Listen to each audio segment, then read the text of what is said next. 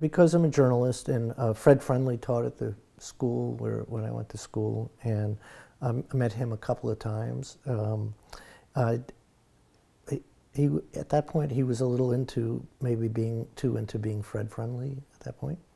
But Fred Friendly and Ed Murrow's records, I can hear it now, it was on those records that I heard for the first time about Alger Hiss when I was a kid. And that got me interested. Edward Murrow said one of these two men is the greatest liar in the history of congressional investigations. And I was always fascinated by which was it, Alger Hiss or Whittaker Chambers, and eventually that changed my life. And Fred Friendly produced those records. And Edward R. Murrow, like for many young journalists, was a hero because of his London broadcast during World War II. And then, of course, he took on McCarthy.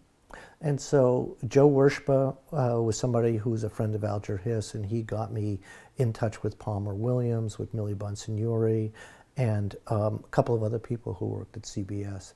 And I was able to recreate the feelings in that room when Murrow took on Joe McCarthy.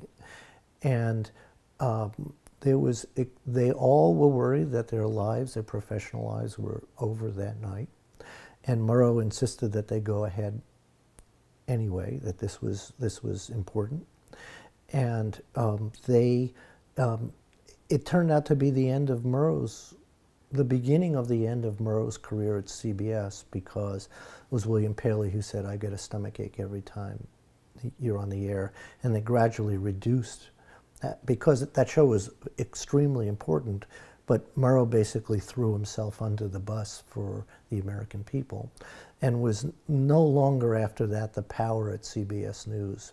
They gradually reduced his role to almost nothing back then.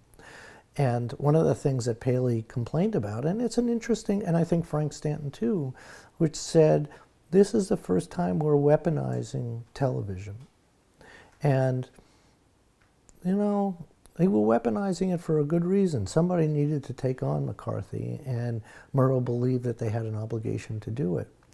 But by doing that, they opened up a door which we've never been able to close since. It's a really good question about about the wisdom of doing that show in the long run.